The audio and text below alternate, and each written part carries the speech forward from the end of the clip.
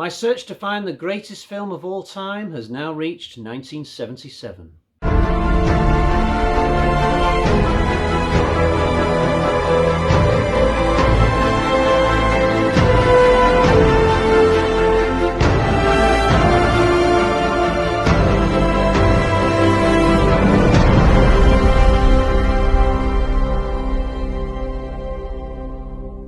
Welcome to my ranking of films from the year 1977, or at least the ones that I've seen.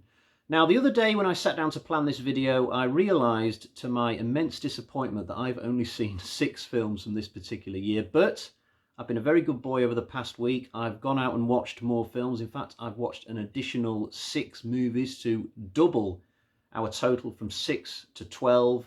It feels like I've spent most of the last week in 1977. I feel a bit like Marty McFly going back to 1955, spending an entire week there and then going home again. That's what I've done, except in my case it was 1977. I'm glad to now be back in the present day, ready to share my experiences. Quick reminder that the top film today will go through to the eventual grand final of 100 films, and the film which comes second will probably join it, numbers permitting. So let's get into it then and find out what is my 12th favourite film released in 1977. This was the last of the new films that I watched, and maybe it was just a film too far. I did not enjoy this at all. I did watch it on my phone with earphones in. That's not the ideal way to watch any movie, but it was free on YouTube, and by this point I just wanted to get one more out there before I wrapped up. But I could have watched this in any format, large TV, cinema, and I don't think I would have enjoyed it.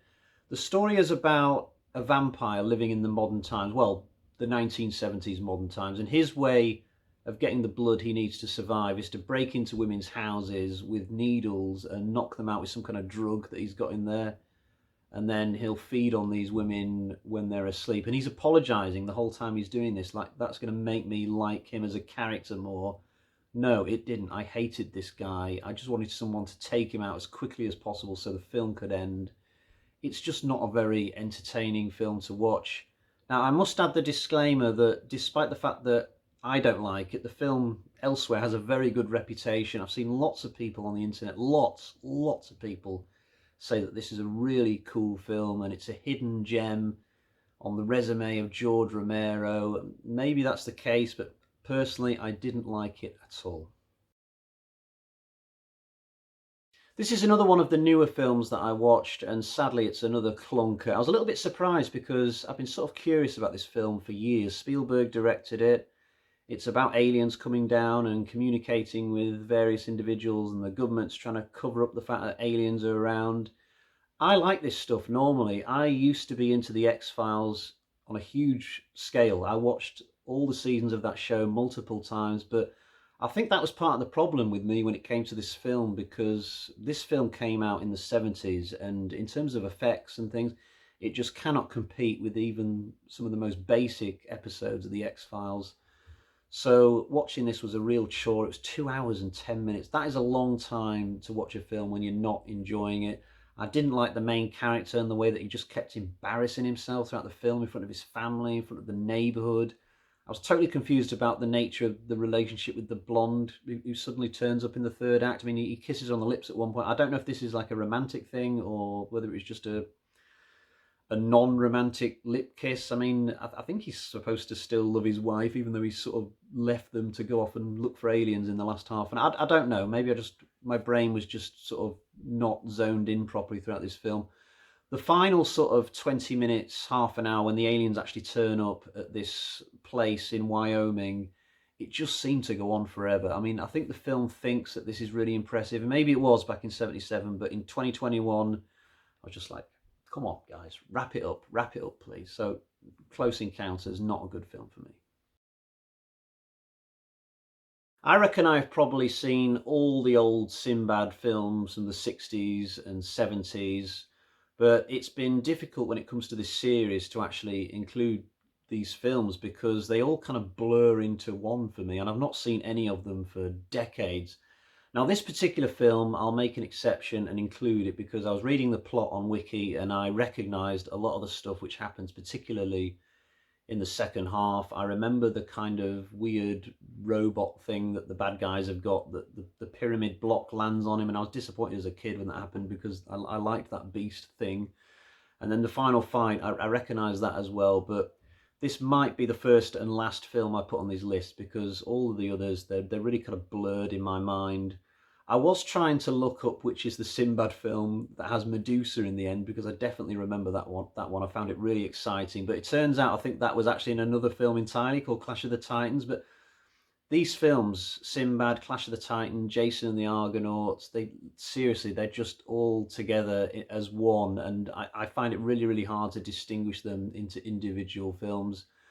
As a kid, these films were great. You know, this was horror that you could get away with watching, and your parents wouldn't make you turn them off because even though there were like really horrific things like giant lobsters and skeletons with swords and things. There wasn't really any gore, and the special effects were so bad that you couldn't look at what was on the screen and think that it was, you know, really horrific. It was obviously really, really silly stuff. But I'll say one thing for this particular Sinbad film, it has at least beaten two other films on this list.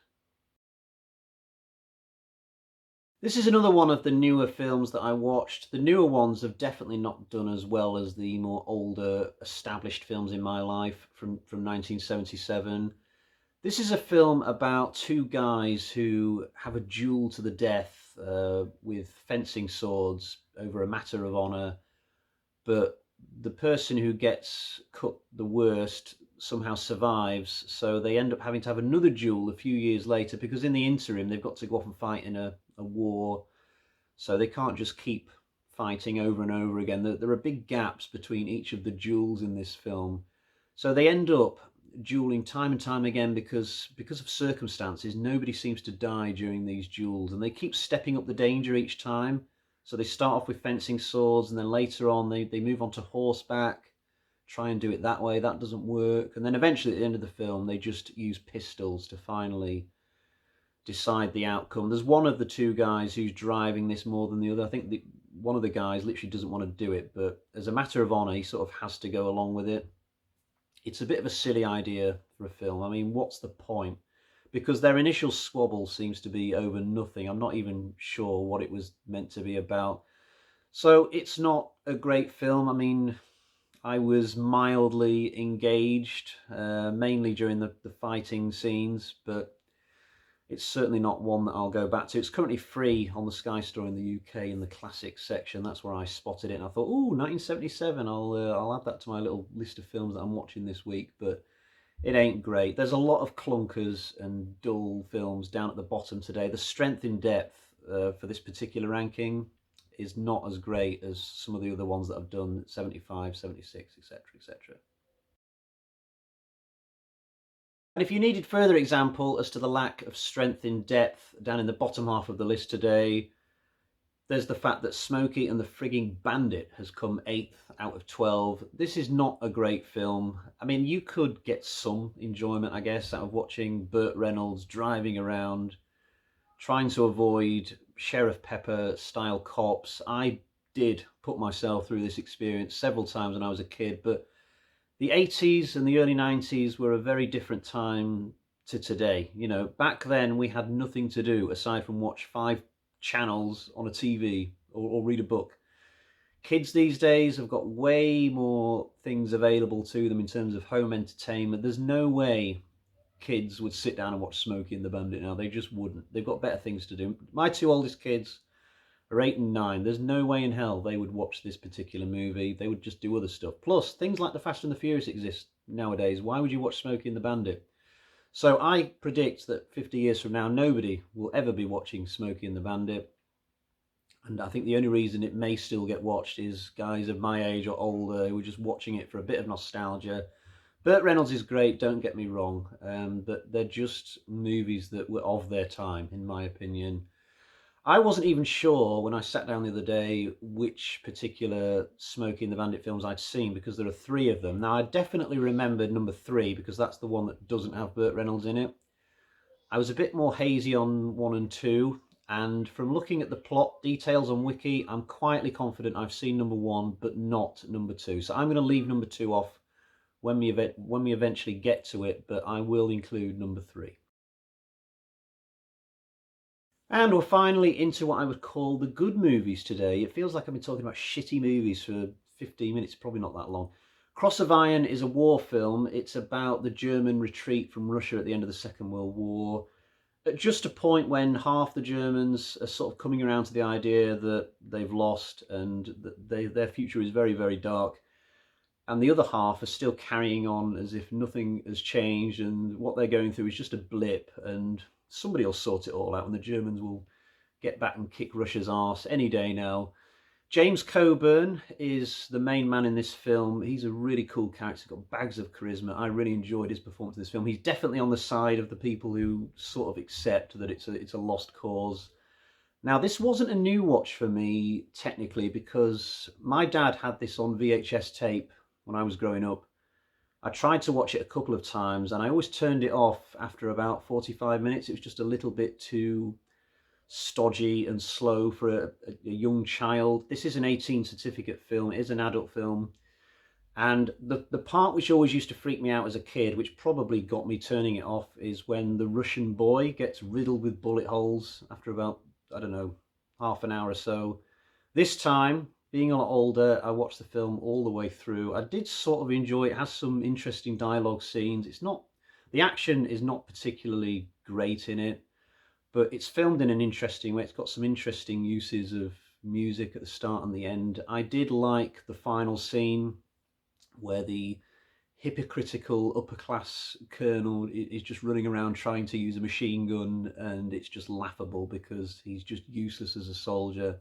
You don't usually see films end that way, particularly war films or action films, so that was quite cool. So Cross of Iron is a decent war film, given the fact that it's quite old now, but I wouldn't call it one that I've any interest in going back to in the future either.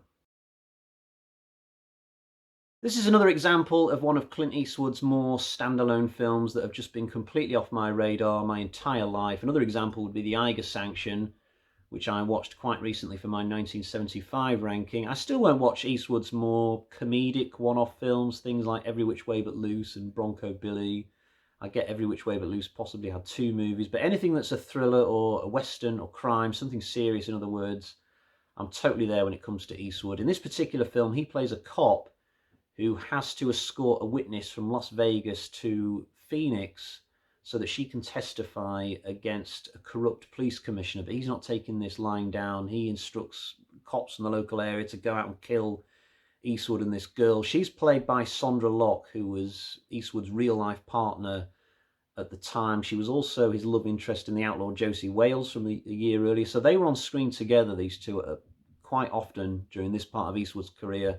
And it's no surprise because they've got a great chemistry. They really do. You can totally tell that they're a real life couple. They have to start this film being really antagonistic towards each other because she's a prostitute and he's a cop. What could they possibly have in common? But they slowly start to fall for each other as the film goes on. It's quite cute, actually. And there's lots of good action in this film.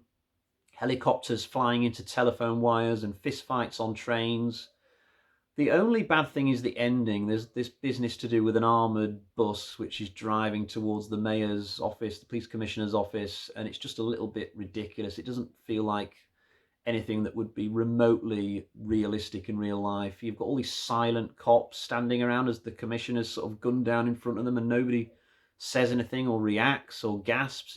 It doesn't quite feel right, the ending to this film, but everything up until then was a lot of fun. I do enjoy The Gauntlet. So here we have another war film. This is one I watched for the first time about a year ago, even though it's sat on my dad's shelf throughout my entire childhood and I never watched it. It's not a very emotionally demanding war film in the same way that, say, Saving Private Ryan is. I don't remember anything in A Bridge Too Far which remotely depressed me, even though some of the good guys die now and again. I can't really remember the nature of the mission in this. Loads of people start off in England, they fly into mainland Europe. There's this big scene where you see about 500 people parachuting down at the same time, and then there's lots of people running around shooting Germans, and you can just enjoy it as a kind of boys' own adventure type thing where things will mostly work out for the good guys. But it was very entertaining. It's quite long. I think it's like 2.5 hours, but I really enjoyed it to a point where I think I could even watch this again in the future, which I can't say the same about Cross of Iron. That was definitely a one and done film for me, even though I could see some good quality in that movie. A Bridge Too Far is the better of the two war films we've got today. Star Wars is a classic franchise that I've always really enjoyed. I've seen all the films, in some cases several times.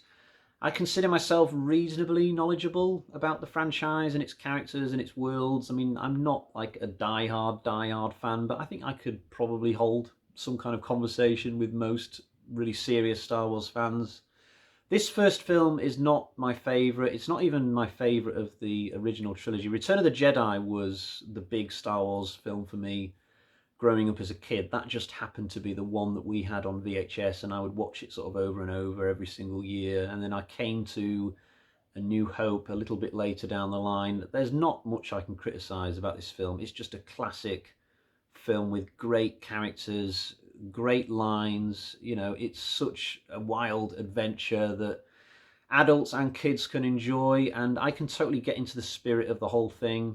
For some people, it's maybe not quite adult enough, and it has a few plot holes and things that don't make a lot of sense when you're watching it. You know, specifically the amount of times that stormtroopers miss the heroes with their guns in this film is just something crazy, really. I guess you could just explain it away as being the force influencing the stormtroopers' guns, maybe, but it's so noticeable. Every time I watch this film, I'm like, how can you possibly miss people from 10 yards away when you have like 50 of you all firing guns? It doesn't make any sense, really, but it's such a fun film. I really like it, though it has only come fourth today, so I'm sort of wondering whether any of the Star Wars films will end up making the grand final, or will they keep coming, fourth, fifth. It's a bit of a similar problem with the Rocky franchise. I really like those as well, and yet when it comes to the rules of this series, one film, two films from each year going through to the final, will any of the Star Wars films emerge from the pack? I'm not sure. We'll just have to wait and see. Star Wars A New Hope has not done it. It's only come fourth. This is the highest placed film on the list today, which I've just got done watching for the first time. This and The Gauntlet I'm really pleased to have discovered through doing this series. The other four films that I watched from 1977 were not much cop.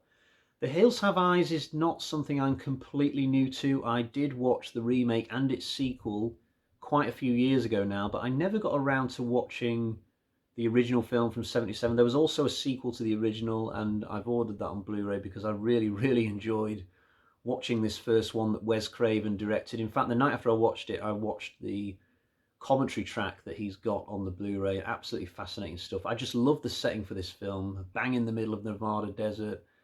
You've got all these hills surrounding the place and possibly Area 51 nearby with mysterious military jets flying overhead. It's just the perfect environment for a horror film. I love all the distinct personalities of the villains, and it's just a really, really cool film. Really, really pleased to have found it. And I think away from this series, I'm going to have a little run of watching these privately now, all four of them, the two older ones and the two remakes, because it's a really cool series, which for some reason I've just not quite got into fully in the past. But it is eliminated. How many times during these ranking videos have I got to number 3 and said something along the lines of, it's a great movie, but it's out? So let's find out which are the two films today which are probably going through to the grand final, starting with the film which has finished in the second position. This is a horror film I discovered a couple of years ago, and I enjoyed it so much I immediately went out and bought a Blu-ray for my shelf, and I started watching the sequels as well, Inferno, Mother's Tears. I really got into them. There's also a remake of Suspiria, which is really good. The story is mainly about these three witches who live in different parts of the world, and it's sort of implied that they're not really even aware of each other's existence or know each other's locations, but they are sort of cut from the same cloth, though, somehow. And actually, the first film, Suspiria, only deals with one of these witches, who is a member of some kind of ballet or dance school in Germany, I think it is. And the main protagonist, the main girl, she turns up at this place, and gets entangled up in all these bad events that are sort of going on around this school. There's a great scene where loads of the students are just sleeping in the gym hall or something, and you can hear the breathing of what presumably is the witch quite close by behind this screen. That was a really creepy scene for me. And then towards the end, the main girl goes investigating into this part of the building that we've not seen before, and that's where she has a big confrontation with the witch, and the music's great at this point, and the whole film's just got a really great atmosphere. I was totally into it when I was watching it. I really do love this film, and for me it is my second favourite film of 1977. Yes, at number one, we have a James Bond film this week. I'm really pleased about that. We will have, therefore, guaranteed James Bond representation in the grand final further down the line. And I wasn't sure if this would happen. You know, the first few Bond films in this series really did crash and burn quite spectacularly. Diamonds Are Forever, Living Let Die, The Man with the Golden Gun came nowhere near the top spot. So I'm very pleased that The Spy Who Loved Me has conquered this particular list and succeeded where those other films failed. And I'm not entirely surprised, because this has always been one of my favourite Bond films. I always knew that it would come pretty close if I sat down and started doing a list for this year, which I have. It's got Roger Moore playing Bond. This is his best Bond film, in my opinion. It's got some great locations: Egypt, Sardinia, brilliant villain's lair, Stromberg with his Atlantis, and this massive tanker as well that he's got, where there's a huge battle on it. We've got the good version of Jaws in this film, not the crap version from Moonraker. A great Bond girl, Barbara Bach. Wow. Great action, underwater scenes with like mini subs and frogmen fighting each other. We've got ski chases. There's that great pre-title sequence where Bond goes off the cliff and his parachute opens up and it's got the Union Jack on there. Nobody does it better. Cracking Bond song. It's just brilliant all the way through. I really, really do love this one. I've loved it ever since I was a kid, and it is a very, very worthy number one in my opinion. So there we have it. So then, we have one more question left to ask ourselves this week. A few, I guess. The one that I regret not watching the most is probably a film called The Deep, which I tried to rent. I did look across a few different streaming platforms, couldn't find it to rent anywhere, and I didn't really want to buy a DVD, order it. You know, I didn't want to go that far, but I did want to watch it because I remember possibly watching some of it when I was younger and enjoying it, but I didn't remember it enough to include it on the rankings today without a rewatch, but sadly I couldn't make it happen. The Island of Dr. Moreau is a film I've definitely not seen, but sounds quite wacky and intriguing. I maybe would have liked to have seen that one. And the other film I'll mention is a film called Demon Seed, which I read the novel for many years ago and thought it was quite good. I forget the name of the author. He's a really famous author as well, but Dean, oh, it's going to escape me, Dean somebody. But it was quite a good novel, and I'd be sort of curious to see the film, but I didn't for this rankings anyway. The most famous film I didn't watch from 1977 is probably Saturday Night Fever, I'm guessing. John Travolta's big film from early in his career, but it's just not my sort of film, from reading the kind of, you know, outline of the plot, etc., etc. So there we have it. If you think I've missed any other films from this year, then by all means let me know in the comments. Other than that, I will wrap things up. The Spy Who Loved Me is through to the final, and Suspiria may also be in the final, numbers permitting. And I will be back soon to do my 1978 rankings. Until next time, cheerio, bye-bye.